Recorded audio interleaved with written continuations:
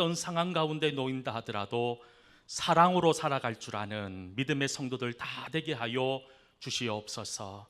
예수님 이름으로 기도하옵나이다. 아멘. 할렐루야. 우리 옆에 분 바라보면서 이렇게 축복하며 인사했으면 좋겠습니다. 더 많이 사랑하지 못해 죄송합니다. 여러분, 좀 죄송한 말을 할 때는 좀 미안한 표정으로 좀 하셔야 되는데 너무 당당하게 하시는데, 다시 한 번 더, 너무 사랑하지 못해 죄송합니다. 우리 다시 한 번 더 인사합시다. 우리 교회 가운데 언제나 주의 사랑으로 가득하는 그런 은혜가 있기를 주의 이름으로 간절히 축원합니다. 성경에 보면 우리가 가보지는 않았지만 마치 내가 가본 것 같이, 내가 그 땅에 살아본 것처럼 느껴지는 여러 지명들이 나오지요. 참 많은 지명들. 그 중에 하나가 오늘 바로 말씀의 배경이 되고 있는 고린도입니다. 이 자리에 있는 여러분들 중에 고린도 가보신 분들 아마 거의 없으실 거예요. 그런데 여러분, 이 고린도라고 하는 지역은 우리에게 너무나도 익숙합니다. 마치 며칠 전에 다녀온 것 같은 그런 느낌으로 다가오는 지역이 고린도입니다. 이곳은 오랜 역사를 가지고 있는 항구 도시입니다. 지중해 연안 국가들 사이에서 매우 중요한 어떤 무역의 중심지였고, 그러다 보니 자연스럽게 수많은 사람들이 고린도라고 하는 도시로 몰려들기 시작했습니다. 사람이 몰리다 보니 사람만 온 것이 아니라 그들이 믿고 따랐던 많은 신들, 우상들도 함께 고린도로 모이기 시작했어요. 이 고린도에는 사랑의 여신인 아프로디테라고 하는 신전을 포함한 수많은 다양한 이름의 신전들로 가득 차 있었다고 합니다. 특별히 이 아프로디테 신전이라고 하는 이 사랑의 여신을 숭상했던 이 신전에는 1,000명이 넘는 신전 창녀들이 있었다고 합니다. 매우 음란한 곳이었다는 거죠. 최근에 이곳을 발굴해 보니 이곳은 단순히 제사를 위한 공간만이 아니라 목욕탕도 있었고, 극장도 있었고, 도서관도 있었고, 정원도 있는, 오늘날로 말하면 유명 관광지에 있는 복합 리조트와 같은 그런 곳이 이곳이었다는 거예요. 바울은 이런 거대한 향락과 우상의 도시에서 아굴라 브리스길라 부부를 만나서 그곳에 교회를 개척합니다. 그곳이 바로 고린도 교회였습니다. 이 고린도 교회에서 바울은 1년 6개월이라고 하는 긴 시간을 그곳에서 함께 보내며 교회의 기초를 다지는 데 온 에너지를 집중합니다. 하지만 계속 고린도에 머물러 있을 수 없었던 바울은 고린도에 새로운 지도자를 세운 이후에 에베소로 그의 거처를 옮기게 됩니다. 그런데 여러분, 이렇게 거처를 옮기고 난 이후에 교회 안에 잠재되어져 있었던 수많은 문제들이 하나 둘씩 수면 위로 올라오기 시작합니다. 우리가 얼마 전까지 수요 예배 시간을 통해서 고린도 전서의 말씀을 함께 성도들과 나누면서, 여러분, 사실 이 고린도 교회는 모든 것이 문제가 되는 그런 교회였다는 거예요. 사실 이 땅에 현존하는 교회들 중에 문제와 어려움이 없는 교회가 어디 있습니까? 교회들마다 어려움이 있고 해결해야 될 숙제와 문제들이 있습니다. 하지만 아무리 문제가 많다고 하더라도 한 교회 안에 고린도 교회처럼 복합적인 문제, 수많은 문제들이 정말로 그 어려움들로 인하여 어려움을 겪고 있는 교회는 그렇게 많지 않더라는 거예요. 고린도 교회에 어떤 문제가 있었을까요?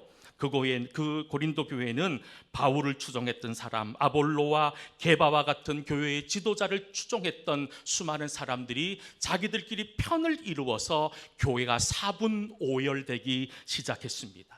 성도들 간의 작은 문제를 교회 안에서 해결하지 못하고 법정으로 가져가는 소송의 문제도 있었습니다. 음행의 문제와 혼인의 문제와 사도의 권리에 대한 문제, 은사의 문제와 부활의 문제, 헌금에 대한 문제와 같이 복합적이고 정말 여러 가지 머리 아픈 문제들로 가득했던 교회가 고린도 교회였던 거예요. 특별히 이 고린도 교회가 어려웠던 것 중에 하나가 우리가 오늘 함께 읽은 고린도전서 8장 한 장 전체에 기록되어져 있는 우상 제물에게 우상으로 바쳐졌던 제물을 먹느냐 마느냐의 문제, 이것으로 인해서 교회의 근간, 교회의 뿌리가 흔들릴 정도로 심각한 어려운 상황 속에 놓여 있었다는 거예요. 당시 시장에서 파는 고기는 100% 우상 신전에서 드려졌던 제물로 사용되어졌던 고기로 보아도 무방합니다. 왜냐하면 그 당시 사람이 단순히 식욕을 위한 도축은 허용되지 않았기 때문에 고기를 구하기 위해서는 신전의 제사로 바쳐졌던 그것 말고는 고기를 구할 수가 없었던 거지요. 그런데 어떻습니까? 오랜 세월 율법의 기준 속에 살았던 유대인들, 다른 말로 하면 히브리파 그리스도인들, 고린도 지역에 살고 있었던 그들은 이방 신전에서 바쳐졌던 이 제물을 먹는 것에 대한 어려움이 있었어요. 이것은 우상의 제물이라고 하는 그런 선입견으로 그 제물을 먹는 것에 대한 부담감, 먹지 못했다는 거예요. 심지어 그들은 이방인의 집에 초대되어서 그들과 함께 식탁을 나누는 것도 율법에서는 금하고 있었기 때문에 그들은 예수 그리스도를 믿음에도 불구하고 여전히 율법의 기준 속에 매여 있었던 그런 히브리파 그리스도인들이 있었다는 거예요. 그런데 이 고린도 교회 안에는 유대인들, 이 히브리파 그리스도인들만 있었던 것이 아니라 바울의 전도를 받아서 수많은 이방 지역에 살았던 이방인 그리스도인들, 다른 말로 하면 헬라파 그리스도인들도 고린도 교회 안에 많이 넘쳐났다는 거예요. 그런데 여러분, 이 헬라 지역에서 오랫동안 살았던 사람들의 입장에서는 우상에게 바쳐졌던 제물을 먹는 것에 대한 아무런 거부 반응이 없었던 겁니다. 평생 동안 그렇게 살아왔던 거예요. 자신의 가족들, 자신의 친구들, 여전히 수많은 사람들이 이방 신전에서 제사를 드리고 그곳에서 함께 음식을 먹고 이 고기를 먹는 것 또한 너무나도 자연스러운 그런 상황이었다는 거예요. 여러분 어떻습니까? 이러다 보니 그들에게는 여전히 이 유대인들, 히브리파 그리스도인들과의 관계의 어려움들, 가치관의 어려움들이 있었다는 거예요. 결국 이 두 분류의 사람, 유대인들과 이방인들의 갈등이 어디서 폭발해 버렸느냐?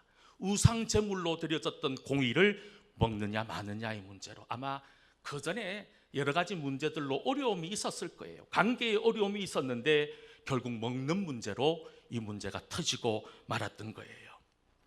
여러분, 그런데 신전에서 바쳐진 고기를 먹을 수 있을까요? 먹지 못할까요?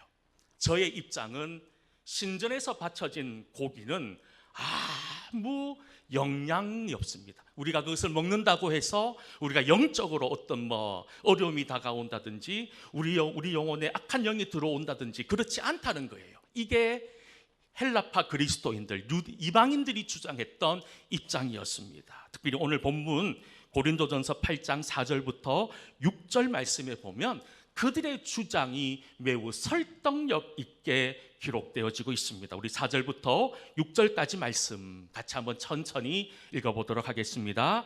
그러므로 우상 제물을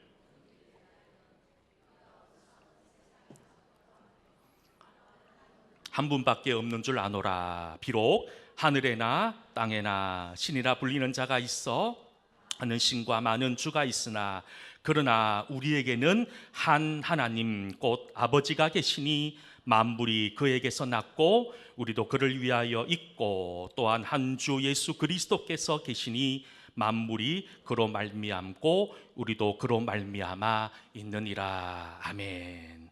바울은 이런 이방인들, 헬라파 그리스도인들을 향해 지식이 있는 자라고 부르고 있습니다. 그리고 이들의 주장에 동의합니다. 이들의 주장은 하나도 틀린 것이 없습니다. 한번 보십시오.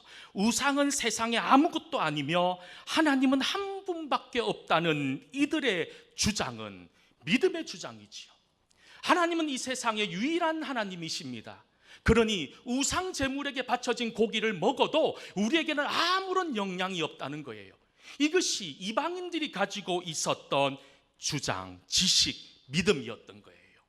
그런데 이 주장 정말로 훌륭하고 우리가 본받아야 될 믿음임에는 분명하지만 이들을 향한 바울의 입장은 달랐다는 거예요. 이어서 나오는 7절 뭐라고 얘기합니까? 그러나 이 지식은 모든 사람에게 있는 것이 아니므로 어떤 이들은 지금까지 우상에 대한 습관이 있어 우상 제물을 알고 먹는 거로 그들의 양심이 약하여지고 더러워지느니라. 무슨 말씀입니까? 지식이 있다고 하는 사람들, 나름대로 하나님이 어떤 분이고 이 우상 제물을 먹는 것이 어떤 나에게 아무런 영향이 없다는 것을 아는 나름대로 지식이 있는 사람들을 향해 한번 생각해 보라는 거예요.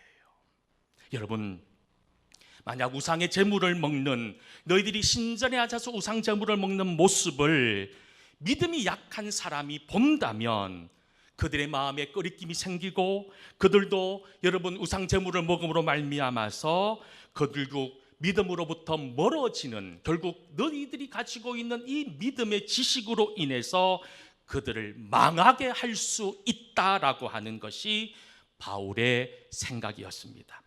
여러분, 바울은 지금 무엇을 얘기합니까? 우리가 알고 있는 지식을 이야기하는 게 아니에요. 옳고 그름의 문제를 이야기하는 것이 아니라 우리가 어떤 상황 가운데 놓인다 하더라도 믿음이 약한 사람, 연약한 사람을 먼저 배려할 줄 아는, 그 사람을 먼저 생각할 줄 아는 것이 진정한 믿음의 사람인 것을 오늘 이 말씀을 통해서 말씀하고 있다는 거예요.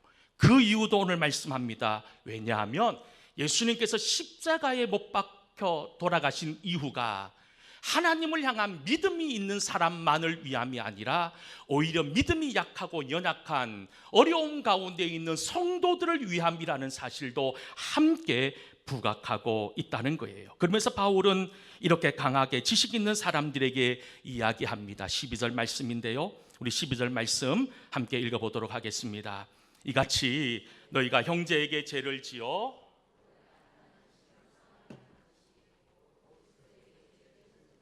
아멘. 요약하면 이렇습니다. 바울은 우상에게 바쳐진 제물을 먹는 것에 대해서 우리가 자유할 수 있다는 거예요. 먹어도 된다는 거예요. 우상은 아무런 힘도 아무런 능력도 없기 때문입니다. 그리고 우상을 먹는다고 해서 우리에게 영적인 문제가 생기는 것도 아니기 때문에 우리가 먹어도 된다는 거예요. 하지만 바울은 계속해서 이렇게 말합니다. 오늘 본문 1절, 2절 말씀 함께 읽어보겠습니다. 우상의 제물에 대하여는 우리가 다 지식이 있는 줄을 아나 지식은 교만하게 하며 사랑은 덕을 세우나니 만일 누구든지 무엇을 아는 줄로 생각하면 아직도 마땅히 알 것을 알지 못하는 것이요. 아멘. 여러분, 하나님을 향한 지식, 우리가 믿음을 가지는 데 있어서 너무나도 소중합니다. 하나님이 어떤 분인 줄 알아야지 우리의 믿음이 온전해지고 건강해질 수 있어요. 그런데 바울이 얘기하는 것은 우리가 성도다워지기 위해서 단순히 믿음의 지식 가지고는 부족하다는 거예요. 믿음의 지식 위에 무엇이 더해져야 된다고 말합니까? 옆에 있는 성도들을 향한 사랑의 마음이 더해질 때, 지식보다 앞서야 되는 것이 뭐냐? 사랑이라는 거예요. 사랑이라는 거예요. 여러분, 고린도 교회에 어려움이 있었던 이유가 무엇입니까? 수많은 문제들이 있었어요. 바울은 이 모든 문제의 원인을 무엇으로 찾고 있습니까? 사랑의 부재에서 찾고 있습니다. 그래서 우리가 알고 있는 고린도전서 13장 사랑장을 통하여 사랑이 없으면 nothing이라고 얘기합니다. 아무것도 아니라고 말하고 있더라는 거예요. 여전히 고린도 교회 안에는 지식만을 주장하는 사람들이 있었어요. 무엇이 옳고 그름을 가지고 칼로 자르듯이, 무 자르듯이 잘라버리고 옳지 않은 길을 걸어가는 사람들을 정죄하고 심판하고 판단하는 일에 온 에너지를 집중하고 있었다는 거예요. 그런 안타까운 모습을 바라보면서 바울은 이제 너희들의 에너지를 사람을 정죄하고 심판하고 판단하는 데 쓰지 말고 사랑하는 데 쓰라고 오늘 말씀하고 있다는 거예요. 바울이 지금 비판하고 있는 것은 지식을 비판하는 게 아니에요. 하나님을 아는, 하나님이 어떤 분인지 아는 그 지식을 비난하는 것이 아니라 사랑 없는 지식, 사랑이 부재되어져 있는 우리의 삶을 지적하고 있는 거예요. 여러분, 사랑이 없으면 반쪽짜리입니다. 우리가 아무리 똑똑하고 우리가 아무리 많이 배우고 우리가 많이 알고 있다 하더라도 여러분, 사랑이 없는 지식은 어떤 결과를 가져오는 줄 아십니까? 누군가에게 상처를 줄 뿐이라는 거예요. 누군가의 관계에 어려움과 다툼이 생길 수밖에 없다는 거예요. 사랑 없는 지식은 공동체를 분열시킬 수밖에 없다는 거예요. 여러분, 이것은 우리 주님께서 원하시는 믿음의 모습이 아니라는 거예요. 앞에서도 말씀드렸지요. 이런 고린도 교회의 모든 문제들, 아니 지금 한국 교회, 아니 우리 동성 교회가 가지고 있는 어려운 문제들, 그 모든 문제의 원인이 어디에 있을까요? 바로 앞에서도 말씀드렸지만 우리 속에 무엇이 없기 때문이라고요? 사랑이 없기 때문인 거예요. 그래서 바울이 고린도전서 13장 1절 2절 우리가 잘 아는 말씀 하고 있지 않습니까? 같이 한번 고린도전서 13장 1절부터 3절까지 말씀 함께 읽어보도록 하겠습니다. 내가 사람의 방언과 천사의 말을 할지라도, 내가 예언하는 능력이 있어 모든 비밀과 모든 지식을 알고 또 산을 옮길 만한 모든 믿음이 있을지라도 없으면 내가 아무것도 아니요. 다시 한번 읽어드릴까요? 내가 방언과 천사의 말을 할지라도. 여러분이 얼마나 귀한 겁니까? 하늘의 언어인 방언으로 말할 수 있는 것, 천사의 말을 한다 하더라도 무엇이 없으면, 사랑이 없으면 아무것도 아니라는 거예요. 내가 예언하는 능력이 있다 하더라도, 모든 비밀을, 모든 지식을 알고 산을 옮길 만한 거대하고 위대한 믿음이 있다 할지라도 사랑이 없으면 내게 아무것도 아니라는 거예요. 바울은 고린도 교회 성도들을 향해 그들이 당연히 누릴 수 있는 권리인 자유를 부정하지 않습니다. 우상 제물에게 바쳐진 고기를 먹을 수 있는 자유를 제한하고 있지 않다는 거예요. 누구든지 누릴 수 있다는 거예요. 이것이 권리라는 거예요. 그러나 우리 성도가 누려야 될 진정한 자유의 권리는 내가 하고 싶은 것 하는 게 아니에요. 내가 말하고 싶은 것 말하는 게 아니에요. 내가 말하기 전에, 내가 무엇인가를 하기 전에 연약한 성도, 연약한 형제 자매를 위해서 나에게 주어진 당연한 권리인 이 우상 제물에게 바쳐진 고기를 스스로 제한할 줄 아는 자유, 스스로 그것을 내가 절제할 줄 아는 자유, 이것이 주님이 원하시는 진정한 자유의 권리임을 말하고 있다는 거예요. 그러면서 바울이 무엇을 이야기합니까? 고린도전서 8장 13절에 이렇게 결단합니다. 함께 읽습니다. 고린도전서 8장 13절 말씀. 그러므로 만일 음식이 내 형제를 실족하게 한다면 나는 영원히 고기를 먹지 아니하여 내 형제를 실족하지 않게 하리라. 여러분, 이게 간단한 고백인 것 같습니까? 단순히 바울이 고기 먹지 않겠다, 나는 이제 여러분 비건주의자로 살겠다, 채식주의자로 살겠다는 선언이 아니에요. 내 건강을 위해서 고기를 먹지 않겠다는 게 아니에요. 내가 다이어트와 내 육체를 위해서 고기를 먹지 않겠다는 게 이거 아니에요. 우리가 음식을 얘기할 때 이것은 건강에 좋고 건강에 나쁘기 때문에 이거는 먹고 안 먹으려고 결정하잖아요. 그런데 바울이 고기를 먹지 않겠다는 거예요. 이것이 내 건강을 위해서 먹지 않겠다는 게 아니에요. 그가 고기를 먹지 않겠다는 이유가 무엇입니까? 혹여나 내가 우상에게 바쳐진 고기를 먹는 것으로 인해서 믿음이 연약한 사람이 실족해서 넘어진다면 내가 하나님 앞에 죄를 짓는 것이기에 내가 이 고기 먹는 즐거움, 내 육신의 입술의 만족을 스스로 제한하겠습니다 라는 귀한 믿음의 결단인 거예요. 여러분, 지금 이 시대에 우리에게 필요한 믿음의 모습이 어떤 모습일까요? 지금 바울이 13절에 우리에게 이야기하고 있는 것처럼 내 중심의 삶이 아니라 내가 아는 지식과 내가 알고 있는 경험과 상식을 앞세우는 인생이 아니라 옆에 있는 성도들을 먼저 배려할 수 있는, 나보다 믿음이 약한 사람들을 먼저 생각하며 말하고 행동할 줄 아는, 그래서 바울이 얘기합니다. 믿음이 연약한 내가 음식을 먹음으로 말미암아 실족되는 사람이 있다면 내가 영원히 고기를 먹지 않겠습니다. 나를 위한 삶이 아니라 옆에 있는 연약한 사람을 위해 살겠다. 자기가 누릴 수 있는 권리입니다. 자기가 먹을 수 있는 자유가 있음에도 연약한 형제와 자매를 살릴 수 있다면, 그들이 온전한 믿음의 사람이 될 수 있다면 영원히 고기를 먹지 않겠다. 성경은 이렇게 얘기합니다. 모든 것이 가하나 모든 것이 유익한 것이 아니요, 모든 것이 가하나 모든 것이 덕을 세우는 것 또한 아니라고 이야기합니다. 모든 것을 할 수 있습니다. 하지만 우리가 이것을 할 때 분명한 기준이 되어야 되는 것은 덕을 세우는 거예요. 교회의 덕을 세우고 함께 믿음 생활하는 성도들의 덕을 먼저 생각할 수 있는 은혜, 이게 우리 성도가 가지고 있어야 될 믿음의 은혜라는 거예요. 사랑하는 성도 여러분, 여러분들은 지금 내가 가지고 있는 지식, 나에게 주어진 자유와 권리를 먼저 앞세우고 있습니까? 아니면 함께 누리는 하나님의 덕을 먼저 앞세우고 있습니까? 성경은 사랑하는 자가 하나님을 안다고 말씀합니다. 사랑하는 자, 결국 하나님을 아는 참된 지식은 사랑에서 나오는 거예요. 사랑에서. 그리고 우리는 그 사랑을 통해서만 하나님을 만나고 가족과 친구와 이웃을 만날 수 있습니다.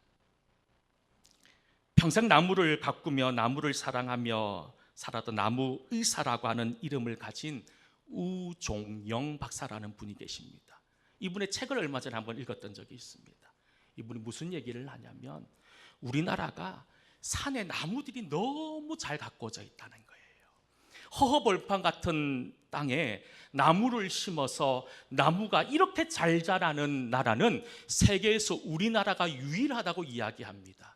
그런데 우리나라 숲이 여러분 죽은 숲일 수 있다는 거예요. 우리가 볼 때는 살아있는 숲인데 죽어있는 숲일 가능성이 많다는 거예요. 왜냐하면 나무들이 너무 빽빽하게 들어있다는 거예요. 나무와 나무의 사이에 공간이 없는 거예요. 그러니 나무가 크면서 자라면서부터 나무 사이에 그늘이 지면서 햇빛이 하나도 안 들어오는 거예요. 기존의 나무는 잘 자랄 수 있을지 모르겠지만 그 나무 옆에 새로운 나무들, 새로운 풀이, 여러분 햇빛을 받지 못하니까 그곳에는 희망이 없고 미래가 없다는 거예요. 우리나라 많은 산들이 그렇다는 거예요. 그래서 예전에는 일방적으로 나무를 갖다 심었는데 요즘은 예를 들어서 볼목 작업을 하고 산불이 난 지역에 나무를 심을 때 어떻게 심는 줄 아십니까? 매우 나무와 나무의 간격을 매우 넓게 해서 나무를 심는다는 거예요. 처음 보기에는 매우 엉성해 보일지 모르겠지만 그렇게 해야지 숲이 살아날 수 있다는 거예요. 그러면서 덧붙여 얘기합니다. 그래도 우리나라의 숲은 희망이 있다는 거예요. 예를 들어서 가끔씩 태풍이 분다든지 바람이 불어서 나무가 부러지고 죽은 나무들, 그 나무에 빈 공간이 생긴다는 거예요.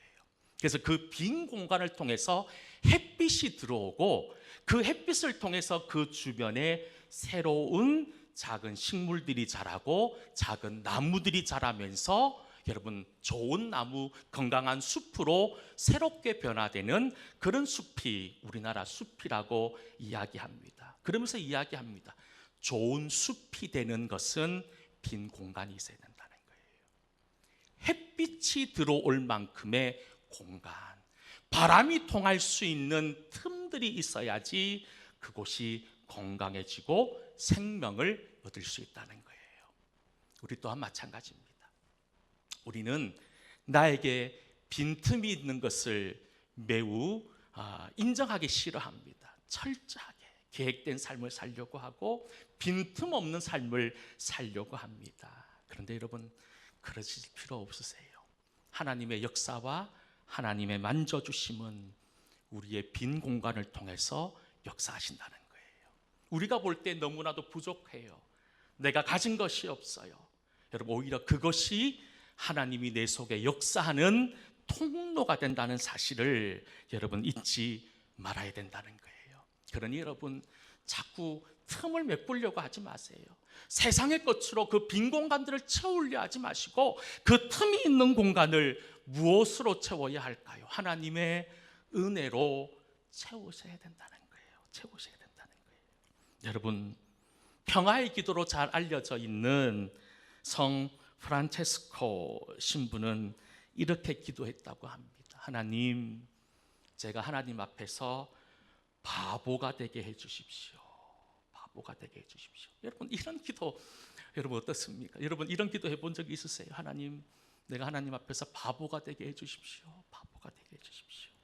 다들 너무 똑똑한 것 같아요. 너무 자기 말만 하는 것 같아요. 그런데 오늘 주님께서 여러분들의 귀에 대고 속삭이는 말씀이 있습니다. 현식아, 너가 바보가 되어지진 않겠니? 너가 바보가 되어야 한단다. 여러분, 이것은 지금 이 시간 우리 모두에게 들려주시는 하나님의 음성인 거예요. 하나님은 오늘 함께 예배드리는 여러분 모두가 하나님 앞에서 바보가 되기를 원합니다. 사도 바울이 그런 길을 걸었어요. 바울은 참말로 자랑할 것이 많았어요. 얼마나 자랑할 것이 많았어요. 8일 만에 할례를 받았던 히브리인 유대인 중에 유대인이었고, 율법으로는 바리새인이었고, 율법의 의로는 흠잡을 데 없는, 여러분, 그 당시 최고의 엘리트였어요. 그런데 빌립보에서 그는 뭐라고 고백합니까? 내가 이 세상의 모든 것을 배설물로 여기겠다는 거예요. 오히려 이 세상의 것들이 해로운 것이라고 고백합니다. 이런 바보 같은 이야기가 어디 있습니까? 하지만 그는 스스로 바보 같은 길을 걸었던 사람이었어요. 그 모든 것들을 내어놓고 사람들이 미련하다 어리석다고 얘기했던 그 십자가를 지고 살았던 사람이 바로 사도 바울 아니었습니까? 여러분 어떤 일을 하든 어떤 삶을 살든 여러분, 세상의 셈법으로 살지 않기를 간절히 소망합니다. 우리가 사도 바울이 바보가 되었던 것처럼, 우리 예수님이 바보가 되었던 것처럼, 수많은 믿음의 사람들이 바보가 되었던 것처럼 우리도 바보가 되어야 되는 거예요. 바보가 되어 빈틈이 생길 때 여러분, 그 속에 하나님의 은혜와 하나님의 역사가 충만한다는 거예요. 누가 그런 얘기를 하는 얘기를 들었어요. 사랑은 세상의 중심을 나에서 너에게로 돌리는 거랍니다. 다시 한번 말씀드릴까요? 진정한 사랑은 내 중심의 삶이 아니라 남 중심의 삶을 살아가는 것, 이것이 하나님이 원하시는 삶이라는 거예요. 그러니 자꾸 나만 얘기하지 마십시오. 내 것만, 내가 아는 지식, 내가 알고 있는 것들, 내가 아는 것들에 매들 함몰되어 살아가는 인생이 아니라 여러분, 다시 한 번 더 신성한 성품, 하나님의 성품을 따라가는, 베드로후서 1장 5절 7절에 이렇게 말씀합니다. 우리 같이 한번 읽어볼까요? 그러므로 너희가 더욱 힘써 너희 믿음의 덕의 지식의 절제를, 절제의 인내를, 인내의 경건을, 경건의 형제 우애를, 형제 우애의 사랑을 더하는 귀한 믿음의 성도들이 될 수 있기를 다시 한 번 더 주의 이름으로 간절히 축원합니다. 우리 함께 찬양 드렸으면 좋겠어요. 보소서 주님, 나의 마음은